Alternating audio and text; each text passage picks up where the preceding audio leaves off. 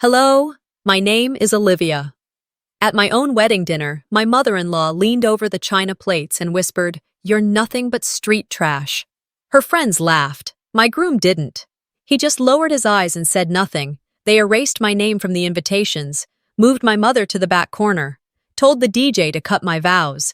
They toasted each other while betting I wouldn't last 6 months. But what if the bride didn't just walk away? What if she took the whole table with her? Do you want to know what I said? When I finally grabbed the mic, the sky in Charleston always carried a certain kind of weight. That day, the clouds hung just high enough to let the sun bleed through, but low enough to press on my chest like an unspoken warning. The breeze was thick with magnolia and old money. It wasn't my first time at the Whitmore estate, but it felt like the first time I truly noticed how every corner gleamed with inherited pride, like nothing was ever new, just passed down and polished. I stepped through the iron gates wearing the dress they picked, walking toward a future I wasn't entirely sure was mine. The air clung to my skin like a second layer, humid, heavy, uninviting. I told myself to breathe, to smile, to remember that this was supposed to be the best day of my life. I reminded myself that Tobias loved me. That was supposed to be enough. Outside the entrance to the main hall, a large board displayed the seating chart. White calligraphy on navy cardstock, surrounded by gold trim. I walked up slowly, not really looking for my name. I already knew where I was supposed to be. But a habit's a habit. I traced the list. There it was. Mr. Tobias Whitmore, Ms.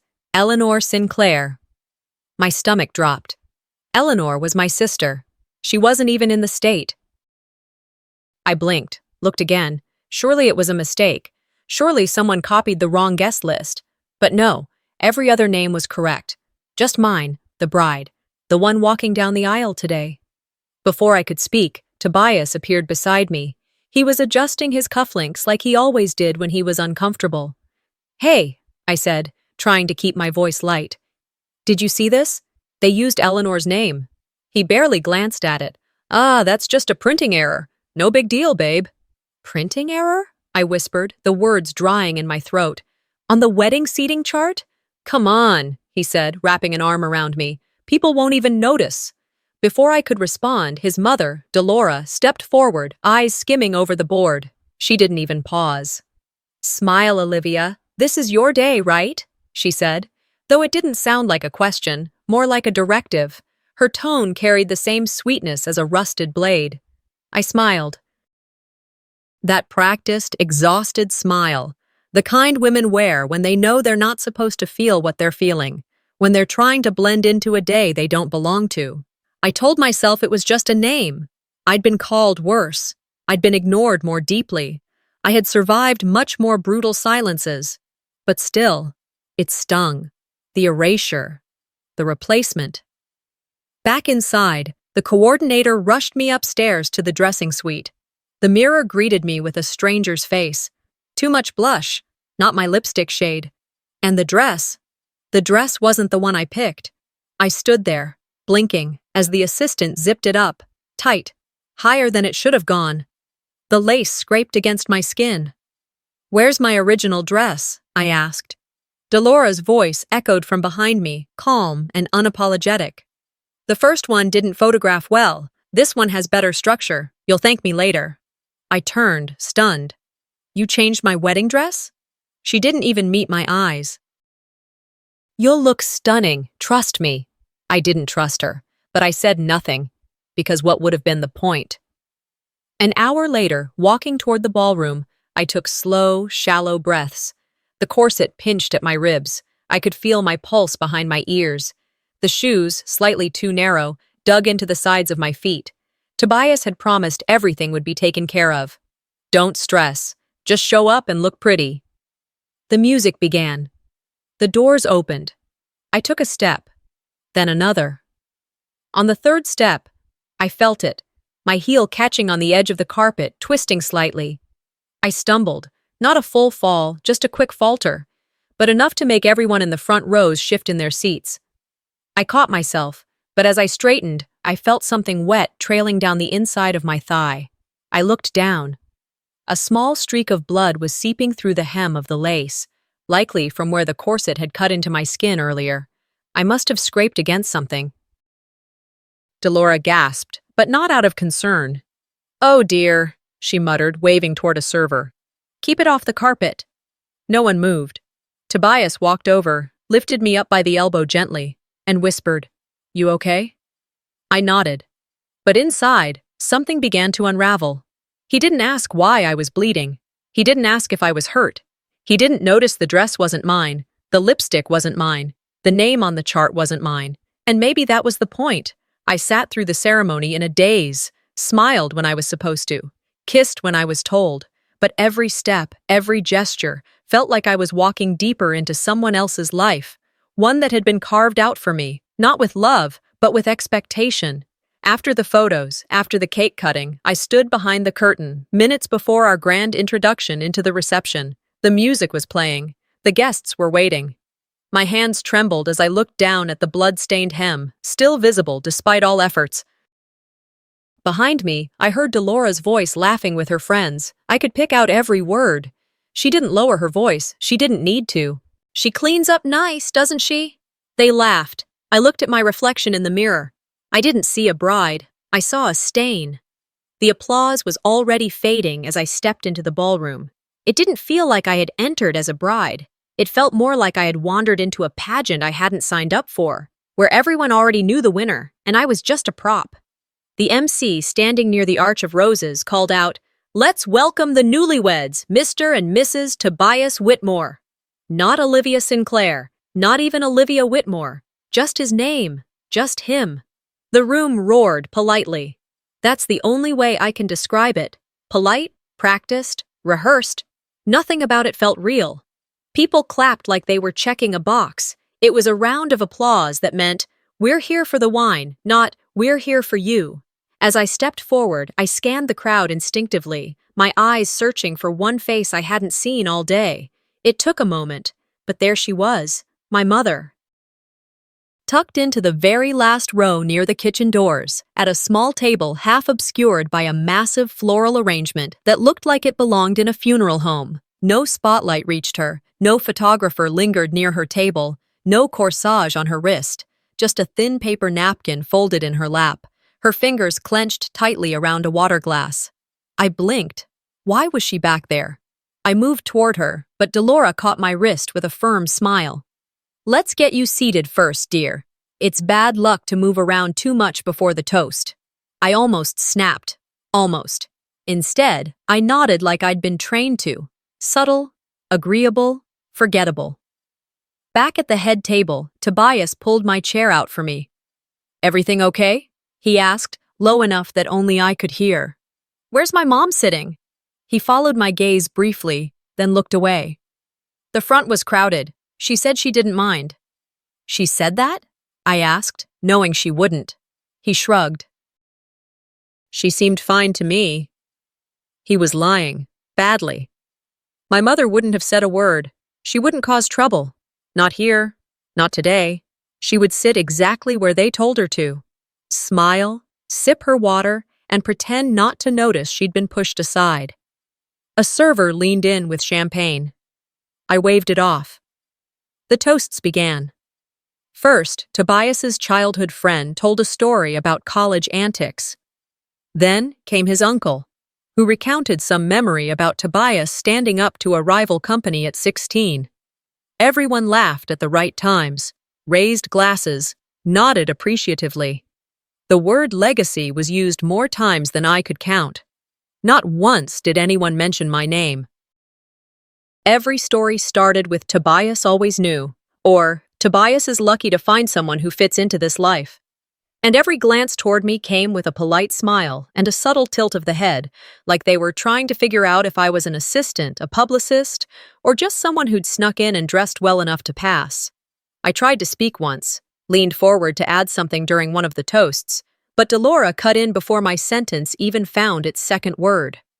"Oh yes, Tobias did always have that kind of charm," she said loudly, like my voice was background noise she needed to wash over. The conversation flowed like that the rest of the dinner, through me, around me, never to me. Then came the moment I had been waiting for, my vows. I'd written them 3 nights before the wedding. Quietly, in bed, while Tobias snored beside me. I'd rehearsed every word, edited them twice, printed them neatly on cream cardstock with my initials embossed in the corner. The MC returned to the stage and cleared his throat. Now, let's hear a few words from the groom. Tobias stood, spoke effortlessly, thanked his family, his mother, the event planner, the florist. He threw in a quick, and of course, my beautiful bride, like a garnish on a salad no one was going to eat. He sat down to thunderous applause. I stood slowly, holding my vows in both hands. Before I could move, the MC approached me, leaned in discreetly. We're a bit behind schedule. The DJ needs to set up for the dance. Maybe we can skip this part? I stared at him. You want me to skip my vows? He hesitated. It's just, we're tight on time. Tobias reached over, touched my wrist. It's okay. People just want to get to the party. I swallowed everything I wanted to say. All the weight of the day, every quiet insult, every sideways look, every erasure. I nodded once, sat back down. They took the mic, the music started, and the crowd clapped again. Tobias stood, reached for my hand, led me to the dance floor. The song was something Delora had picked, some timeless classic she said made her think of family and tradition. He moved in close, whispered, "You all right?" I didn't answer immediately. I waited until the third spin of the dance, when my back was to the room. "I'm fine," I said, because if I cried now, they'd win. I danced with him for exactly 2 minutes and 17 seconds. I counted. I smiled through every photograph, every camera flash. I said thank you when people complimented my dress, even though it wasn't mine. I said thank you when they told me how lucky I was to marry into a family like the Whitmores, even though no one had asked me if I felt lucky. Later that night, after the cake was cut and the last toast was made, I slipped out of my heels and stepped into the hallway barefoot, my vows still clutched in one hand. My phone buzzed. A message from my mom. "You looked beautiful." I stared at the screen for a while, then typed back. I felt like a ghost. The ballroom had dimmed slightly for the next part of the program. A soft hum of conversation filled the space as guests returned to their seats. I walked back from the hallway slowly, bare feet brushing the cold floor. My heels dangled from my hand like an afterthought. The folded vows were still clenched tightly in the other. By the time I reached our table, Tobias was already deep in conversation with one of his cousins. He barely glanced up. I slipped my shoes back on under the table, tucked the vows into my clutch, and took a slow sip of the lukewarm water in front of me. A server leaned down, balancing a tray of champagne flutes. "You'll want to be seated," she whispered with a smile. "This next part, this is the good stuff." I blinked, unsure what she meant, until the screen behind the head table lit up. A delicate harp melody began to play through the speakers. The title slid into view in golden script. The Making of a Whitmore Man. The audience clapped gently, as if this was the moment they had been waiting for. I sat up straighter. My fingers curled slightly on the white tablecloth. Tobias leaned closer to me and grinned. "You'll love this. Mom's been working on it for weeks." I didn't respond. The first image filled the screen, a black and white photo of Tobias as a baby, sleeping peacefully in his mother's arms. Then came a series of childhood photos. Tobias in a sailor outfit at age 2, Tobias blowing out candles on a race car cake, Tobias in prep school uniform, standing next to a prestigious private school crest. I watched, unmoving. There were clips of him on family vacations, skiing in Vail, summering in Martha's Vineyard, boating in Charleston Bay, his prom night, his graduation from Duke. There was even a brief flash of a girlfriend from college. Her face was blurred out, but the moment remained, him holding hands with someone else on the quad. Still, I waited. Surely, I thought, the video would shift, that we would get to the more recent years, the man I met, the man who said he was ready to build something with me. But it didn't. Instead, the screen went black for a second, then flashed the words, "Tobias, from son to leader." A segment about his company achievements played next, his interviews on local news stations, his acceptance speech from last year's real estate awards. a photo of him shaking hands with a governor. And then, it ended. The room erupted in applause. I sat perfectly still, frozen in place, not a single photo of me. Not from our engagement trip to Oregon, not the day we adopted our dog, not our anniversary dinner, not even the proposal. I wasn't in the story of his life at all. Dolores stood, dabbing her eyes with a lace handkerchief, as if she'd just watched a son graduate from space camp. Her table mates murmured how proud she must be. One of them raised a glass toward her. "You raised a hell of a man, Dee." Across the room, someone laughed and said loud enough for others to hear, "I still can't believe he's settling down." I felt my jaw tighten. Tobias placed his hand over mine, beaming like a politician. "What did you think?" I turned toward him slowly, my voice even. "Why wasn't I in the video?" He blinked. "What?" "There was nothing," I said. "No mention of me, no photos, no footage. It's like I don't exist." He chuckled softly, shifting uncomfortably. "Oh, I think Mom just used old files. She probably didn't have any recent stuff." "That's not true," I replied. "She has everything." He shrugged. "It's not personal, Liv."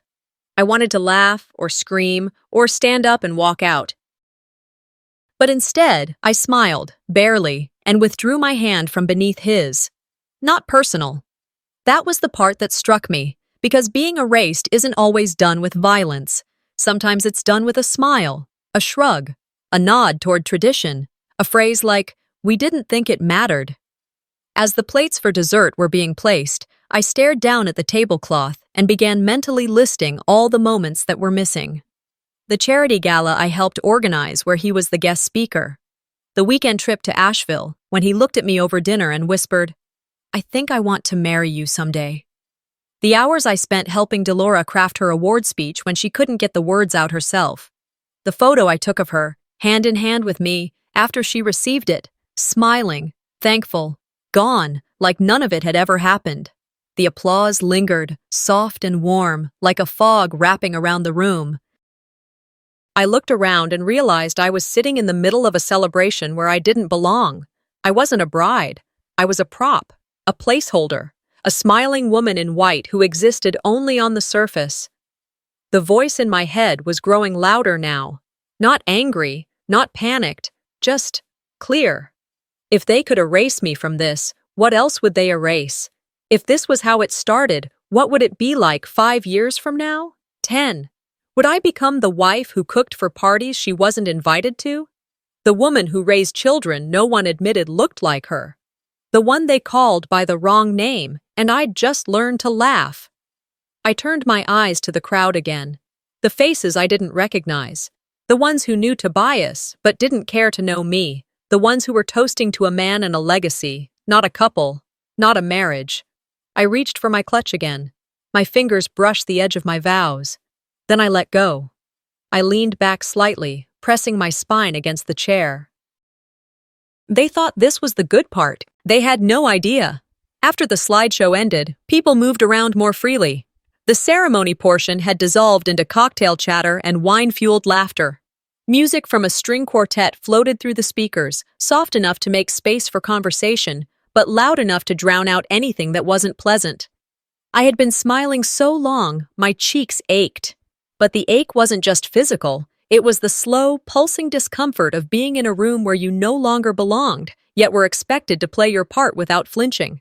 I told Tobias I needed a moment, stepping out under the pretense of adjusting my makeup. He nodded absently, already drawn into a conversation with 2 executives from his father's company. I slipped through the side door and found myself outside again, this time near the courtyard fountain.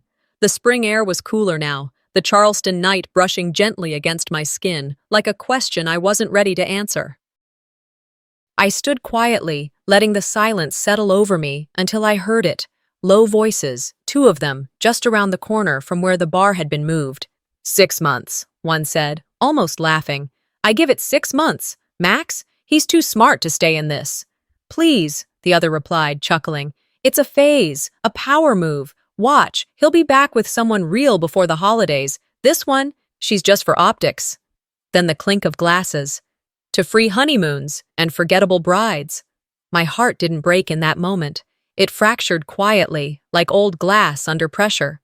There was no dramatic gasp, no running away in tears, just a sudden stillness inside me, a pause where something used to be. I waited a beat, then walked around the corner, slowly, deliberately. Their laughter died the moment they saw me. They tried to recover, offered awkward half-smiles. One even lifted his glass like it was some kind of peace offering. I didn't say a word. I didn't need to. My eyes said enough. I returned to the ballroom, and for a brief moment, everything felt too loud. The music, the conversations, the silverware tapping against plates. I searched the crowd and found Tobias, laughing, shoulders relaxed, glass in hand, as if nothing had shifted. When I reached him, I pulled him aside, my fingers resting lightly on his forearm. He leaned in, smiling. "What's up?" "I just overheard Jared and Alex," I said quietly. "They were making bets. About us. About me." His smile faltered. I waited. He didn't ask what they said. He didn't ask if I was okay. He just sighed and rubbed the back of his neck. "That's just how they joke. Don't let it ruin your night." "Don't let it ruin my night?" I repeated. He shrugged. "They're idiots. Don't make a scene. It's not worth it." There it was. The real betrayal. Not what his friends said, but what he didn't. I stepped back, keeping my voice steady. "You don't have to stand up to them for me. But don't stand beside them either." He opened his mouth, but I was already turning away. As I walked back toward the head table, my thoughts began to tumble like dominoes. This wasn't new. It wasn't sudden. It was a pattern. Quiet, consistent, invisible to everyone but me. I remembered the way Delora used to correct my pronunciation in front of the staff, always with a smile that suggested she was helping. I remembered how Tobias had never once posted a photo of us online, even after we got engaged, and how at every corporate function he'd introduce me as his friend or Olivia from marketing instead of the woman he planned to marry. These weren't accidents. They were decisions. This wedding, this night, it wasn't the beginning of something broken. It was the culmination of everything I'd ignored, hoping I was wrong. Back inside, the dance floor had filled with couples swaying beneath chandeliers. The next song played, something slow, familiar, and timeless, chosen by Delora, of course. Tobias approached me again, hand extended. "Come on, let's dance. It's expected." Expected. I took his hand, not because I wanted to, but because I needed the final confirmation. We danced. We moved like we belonged. But when the song ended and he tried to pull me closer, I didn't return the pressure. Instead, I looked him in the eye and said softly, "One more moment like that, and I won't wait until the honeymoon." He blinked. "What's that supposed to mean?" I didn't answer. I didn't need to. The rest of the evening passed in a blur. More toasts, more small talk, more pretending. Later, I stepped away again, this time into the quiet hallway behind the banquet room. I pulled out my phone, opened a hidden folder in my notes, and began to type. Contingency, pull investment, activate exit plan, alert Neoma. I saved the file, locked it. Then I glanced through the glass, watching Delora raise a toast, her voice amplified, her smile wide, basking in the spotlight. They taught me silence, I thought, but I learned strategy. And when they crossed the line again, I made sure there would be no path back. By the time the final round of champagne was passed, the atmosphere had taken on a relaxed gloss, like a stage production that had just wrapped and all the actors were letting their masks slip. The lights inside the ballroom had dimmed a little more, the laughter had become louder, and Delora had started calling me sweetheart again in that familiar tone of forced warmth, like a southern belle who knows exactly how much poison her compliments carry. I'd barely finished my glass of water when she leaned down near my shoulder. "Darlin', could you come with me for just a moment? There's a quick formality we need to handle upstairs." "Won't take but a second." I glanced at Tobias, who was deep in a conversation with his cousin about hedge funds. He didn't notice. I looked back at Delora. "Now?" "Of course now," she said sweetly. "Just a little something for security and formality, you understand. The staff needs a signature so we don't get bogged down with logistics later." With a hand on my lower back, she ushered me toward the staircase before I could protest. Her grip was light, but the message was firm. I didn't ask questions, not yet. But something about the calm in her voice and the urgency behind it didn't sit right. We climbed the steps in silence. I could still hear the music from the ballroom faintly behind us, Tobias's world, pulsing and polished, running exactly as planned. Delora opened the door to one of the private suites upstairs. I stepped inside and was immediately hit by the sterile scent of leather and legal ink. The room was set up like a miniature conference room. A notary sat at the far end of a long mahogany table, flipping slowly through a stack of papers. Next to him was a woman in a navy blazer with a manila folder in her lap. There was no champagne, no flowers, no warmth. Delora closed the door behind us and gestured to a chair. "Go ahead and sit. It's nothing dramatic." "Just the paperwork that comes with a high-profile marriage." I stood. I didn't move. "What is this?" She walked over to the papers and opened them as if she were introducing a menu at a restaurant. "A little protection for both sides," Tobias's father insisted. "You know how things are when there's money involved." She laughed lightly. "And let's face it, none of us want to end up in court if something ever shifts, do we?" I looked at the header on the first page. There was no greeting, no personalization. Just line after line of cold, impersonal language about assets, reputations, family holdings, intellectual property, confidentiality, and immediate dissolution clauses. I turned the page, then another, and another. My name wasn't anywhere on the first 10 pages, not as an equal, not as a partner, just as a variable, a spouse, with no ownership of anything beyond what I came in with. The house we were supposed to move into, owned by the Whitmore Trust. The consulting brand Tobias had asked me to help him relaunch. He retained all rights. Even the event planning work I had done for the wedding itself was locked into a clause protecting the family's use of any photos or stories, barring me from sharing anything publicly without permission. I finally spoke. "This isn't a marriage contract. This is a control agreement." Delora didn't flinch. "That's one way to see it. Or you could see it as peace of mind. For everyone." Before I could answer, the door opened again and Tobias walked in. His tie was loosened. He looked tired, or maybe just indifferent. "Sorry," he said, nodding to the notary. "Didn't mean to hold you up." He turned to me and smiled the way he always did when trying to be charming after doing something wrong. "It's standard. Don't overthink it, Liv." I didn't sit down. I stared at him, then back at Delora. "Standard for who?" I asked. No one answered. The woman in the navy blazer slid the pen across the table. The notary tapped his watch. Tobias sighed.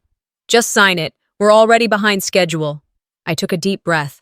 "You don't want a wife," I said, turning back to Delora. "You want a liability waiver in white lace." Delora's eyes narrowed slightly, but she kept the smile. "No signature, no ceremony. That's the rule." I looked at Tobias again. "Is this the kind of love you promised me?"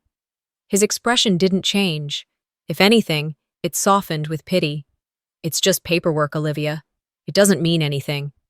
But it did. It meant everything. I sat down, took the pen, and signed the last page in firm strokes. Then I pulled out a red pen from my clutch, the same one I used to sign checks for my firm, and wrote in bold print at the bottom, "Signed under duress. This document will be reviewed by my legal team." Delora's smile cracked for the first time. I snapped a photo of the page, stood up, and opened a new message to Naoma. One word: prepare. Without waiting for a response, I turned toward the door. Tobias reached for my hand as I passed. I moved it gently away. "I'll walk down the aisle," I said quietly, "but I won't be walking into your world blind again." The aisle was shorter than I remembered it being during rehearsal. Or maybe I was walking faster now, heart clanging like a warning bell under my ribs. The pianist continued with the soft melody Tobias's mother had chosen for the dinner, each note feeling more like a countdown than a celebration. As I stepped into the ballroom again, the applause reignited, not for me, but for what I represented. The pretty finish to a picture-perfect evening. Guests lifted their glasses, clinking them with easy grace. Delora's smile was front and center, like she'd won something. I walked calmly to the head table, every step deliberate, refusing to shrink. Tobias raised his glass toward me as I sat down. "To my wife," he said, loud enough for the nearby tables to hear. I looked at the champagne flute waiting by my plate. I didn't lift it. He hesitated, then drank anyway. For a while I played along, fork to plate, bite to lips, nodding at remarks I didn't hear, smiling through questions I didn't care to answer. Then Delora leaned in. Her voice was soft, as if sharing a secret, but her tone was anything but sweet. "You'll always be street trash," she said. "No matter how expensive the dress is." The words didn't slap. They sliced, quietly, surgically. Her table mates didn't even pretend to hide their reaction. One woman let out a full-bodied laugh. Another sipped her wine, leaned closer, and said, "To the cleanest trash I've ever seen." They clinked their glasses, as if that was just another toast. I turned to Tobias, slow and steady. He heard it. I could see it in the way he pressed his lips together, and he said nothing, not a word. He looked down, took another sip, and stared at his plate like he could disappear into it. I didn't move for a full 10 seconds. I didn't flinch, didn't fidget, didn't cry. Then I placed my fork down, folded my napkin with care, and stood. Delora's brows lifted slightly, as if she expected me to storm off dramatically.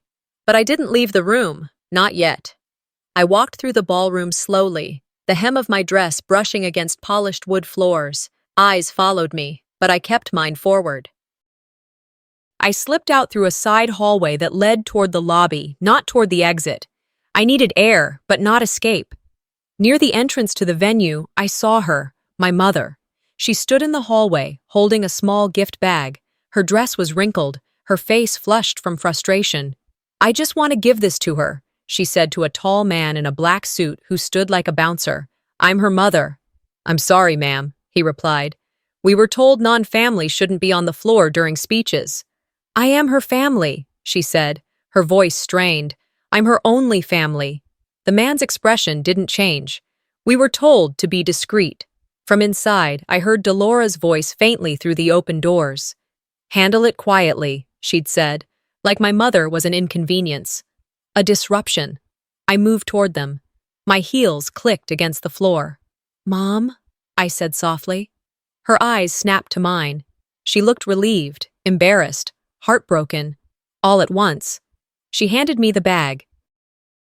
"It's just a card," she said. "I didn't want to make a scene." I hugged her, tightly. I didn't care who saw. Then I turned to the security guard and pointed back toward the ballroom. "You see that woman?" I asked. "She built me.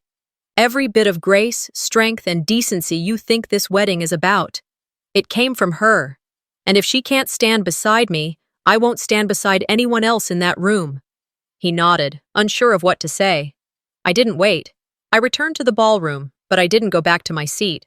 I walked toward the stage. The band had just finished a song. People were mid-bite, mid-laugh, mid-toast. I reached for the mic. The chatter slowed, then stopped. I stood there, in the center of that glowing room, staring first at Tobias, then at Delora. The silence was deafening. "Before this night goes any further," I said, "there's something you all need to hear." Every eye was on me. The photographer lowered his camera. The waitstaff froze.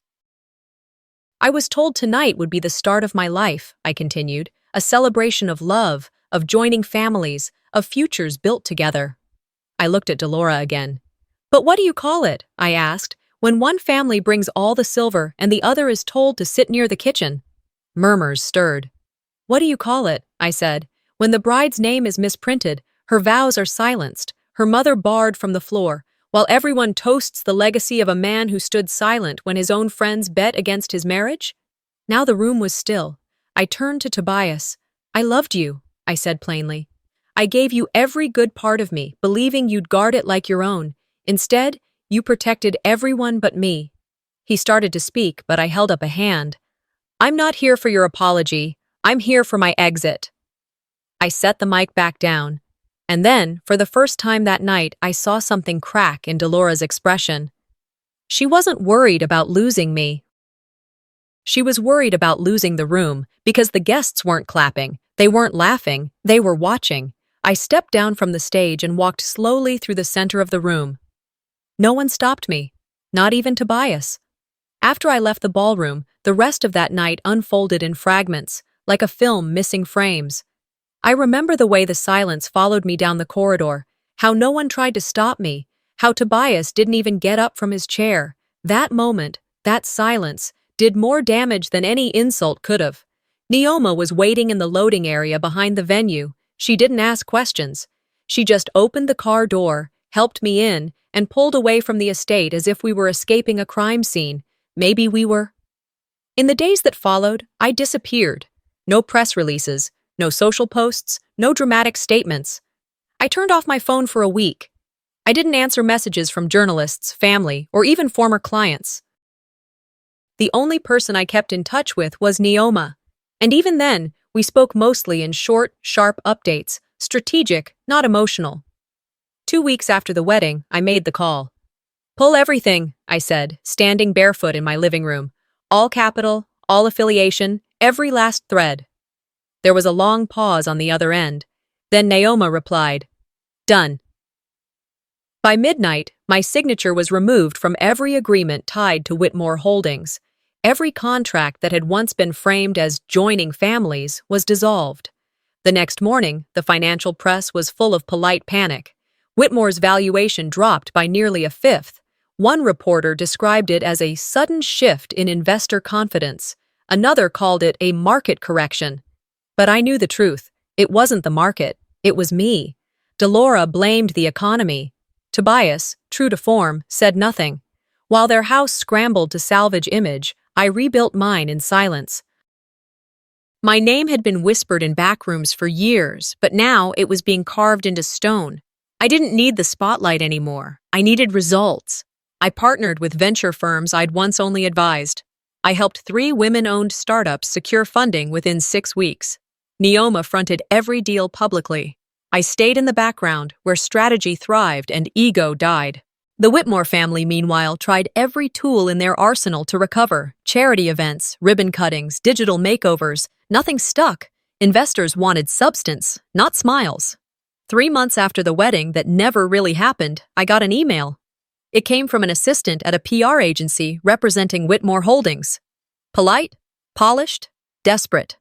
Would your firm be open to a potential collaboration on strategic brand rehabilitation? I forwarded it to Neoma. She replied with one sentence.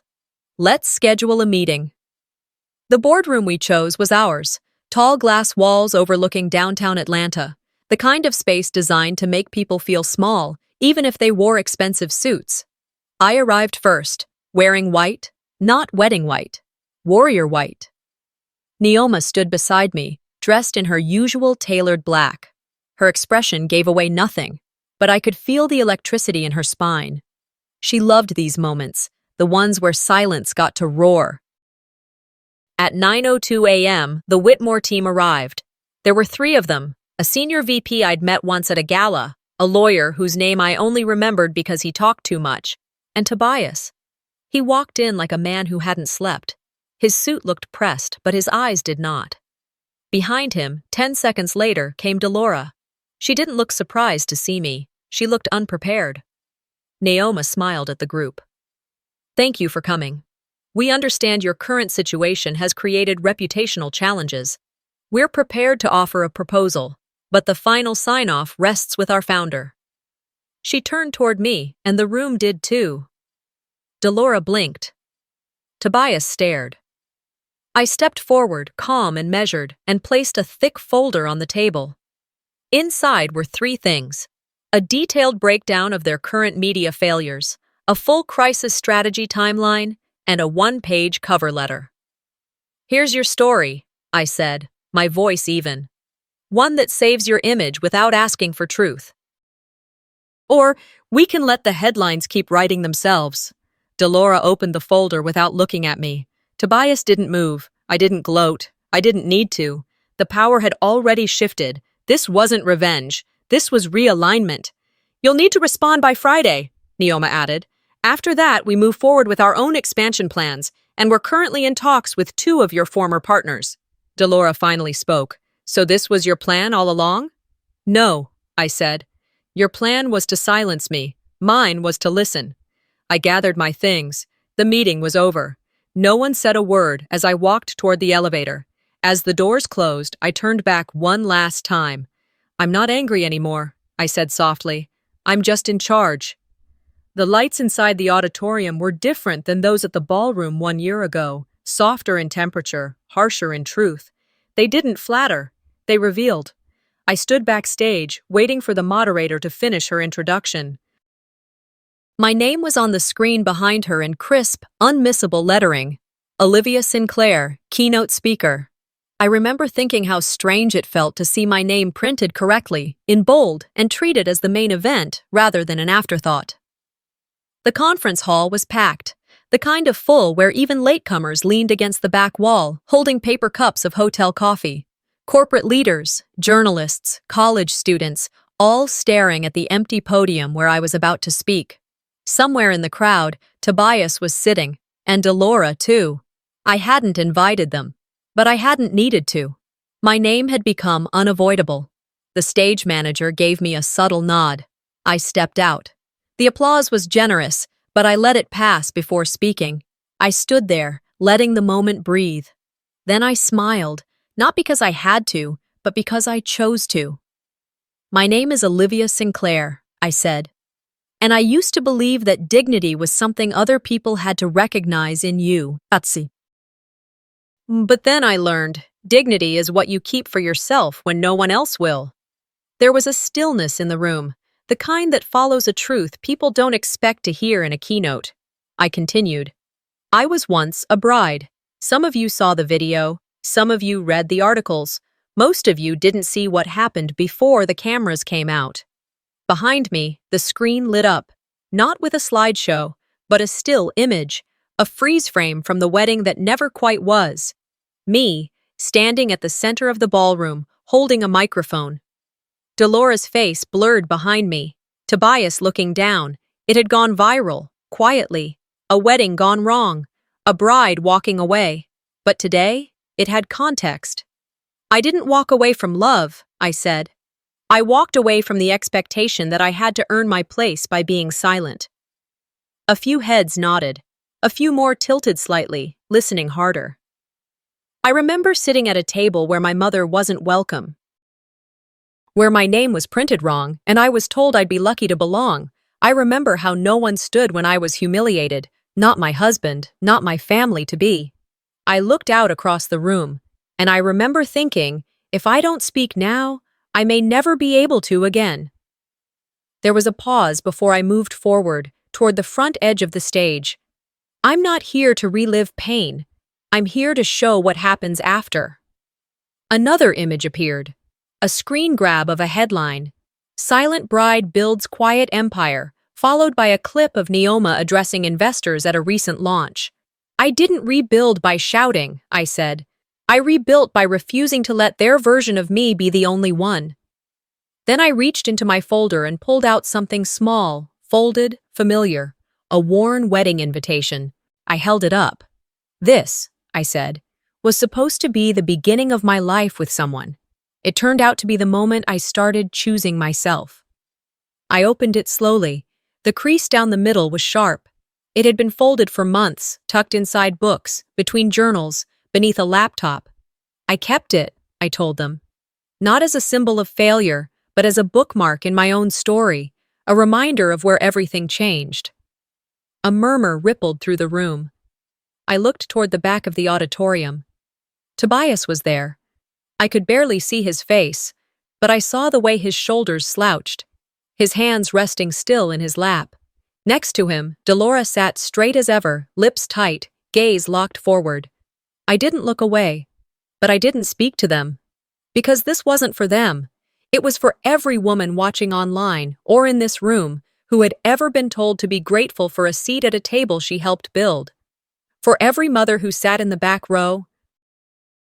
For every daughter who was told, "Don't make trouble." I closed the invitation and placed it beside me on the podium. "I wasn't made for their table," I said quietly. "I built my own." Then I looked back at the crowd. And at this table, there is room for every woman who has ever swallowed her voice to keep the peace. A pause. And at this table, No one has to ask permission to speak. The silence that followed wasn't empty. It was full. Of tears not cried, of fists unclenched, of voices quietly finding their shape. When I stepped back from the mic, the room rose slowly to its feet. The applause wasn't thunderous, it was grounding, like the kind of sound you feel in your spine before you realize you're breathing deeper than before. I didn't look back toward Tobias or Delora as I exited the stage, because closure doesn't always require confrontation. Sometimes it's just walking off your own stage, knowing no one else gets to write your final line. The first time I walked into this ballroom, I felt like I was shrinking. This time, I took up space. I stepped onto the same marble floor where I once bled quietly through lace and satin, where I was introduced not as myself, but as someone's accessory. But tonight, my name was printed clearly on the event program, spelled right, centered on the cover. Olivia Sinclair, keynote speaker, sponsor, and honoree. The chandeliers hadn't changed. Neither had the scent of fresh roses, the crispness of chilled air conditioning, or the way sound echoed just a second too long in a room that tried too hard to be perfect. But I had changed. I wasn't here to prove I belonged anymore. I was here because I owned my place. It was a quiet charity gala for local women entrepreneurs, one of the many initiatives my firm supported. Neoma had organized it down to the last silver napkin ring, and she made sure it landed in this exact venue, on this exact week, a year after that night. She hadn't asked my permission. She didn't need to. I arrived early before the guests, needing a moment alone inside the room. The chairs were still being arranged, the podium unlit, but it was just me and the past, breathing the same air again. I walked slowly down the center aisle, my heels clicking with purpose this time. I looked toward the corner table. Yes, that one, near the kitchen doors, where they'd seated my mother. She wasn't here yet, but I reserved her a spot, front row, center. The ghosts in the curtains were still there. The memory of that laughter, the sting of being dressed in a stranger's dream. But they didn't live in me anymore. They just lingered, faint and powerless, like dust in sunlight. I walked up to the podium and rested my hands on the wood. The same stage where I'd once stood shaking, mic in hand, voice trembling not from fear, but from trying to keep years of buried truth from flooding out at once. Now, I felt still, grounded. I glanced down at my purse and smiled. The invitation was still inside, worn, creased, softened by time. A reminder of the page where the chapter turned. An assistant approached me gently. "Ms. Sinclair, someone left this for you at check-in." She handed me a cream-colored envelope, heavy, unmarked. I opened it carefully. Inside was a single note, the handwriting unmistakable. "I underestimated you. You deserved better. This isn't for forgiveness, it's for truth." Signed only. D. No apology, but no denial either. It was the closest thing to an admission I would ever get from Delora Whitmore. And oddly, that was enough. Closure, I had learned, didn't always look like reconciliation. Sometimes it was just the absence of resistance, the end of pretending. The gala began as the sun dipped behind the magnolia trees outside. The guests filled in slowly, and soon the room was buzzing with the kind of energy I once begged to be invited into. Now, I observed it like a host, not a guest, not an outsider, but someone who had built something and offered it freely. Between speeches, I slipped outside for air, and there he was, Tobias, standing alone on the back patio, holding a glass of sparkling water, dressed like a man who knew how to blend into the background. He looked thinner, older, more tired than I remembered. He saw me and straightened. We hadn't spoken since Atlanta. "Hey," he said. I nodded. "Didn't expect you. Didn't plan to come. But when I saw the event was here, I guess I needed to see it again." I stayed quiet, letting the weight of that hang. "I should have stopped it," he said finally. His voice cracked a little, like it had taken all year to get that sentence out. I didn't blink. "You didn't start it," I replied. "But you let it happen. That's enough." He nodded. We stood there a moment longer, both of us watching people inside dance under the same chandeliers. And then I turned to leave. No bitterness, no dramatic goodbye, just peace. I walked back toward the front entrance, where my car was waiting. The street outside was lit with soft amber lamps, the kind that made Charleston feel timeless. No cameras followed, no flashbulbs popped. It was just me, the night, and the slow rhythm of heeled footsteps. Inside my bag, the invitation sat where it always did, not as a symbol of something lost, but a bookmark I kept so I'd never forget when the story changed. They tried to write me out. They thought silence would erase me. But names don't fade when they're written in your own ink. They echo, in boardrooms, in speeches, in the voices of women who now send me letters saying, "I didn't walk out, but I wish I had." They echo not because I shouted them into the world, but because I lived them. Some wounds don't leave scars on the skin. They linger in silence, in moments when we were supposed to be celebrated, but were instead shamed. Olivia's story isn't just about a canceled wedding. It's about reclaiming self-worth in a room designed to take it away. Have you ever been told to keep the peace at the cost of your dignity? Share your story in the comments below, and if this one moved you, don't forget to subscribe. We have more powerful family stories coming your way.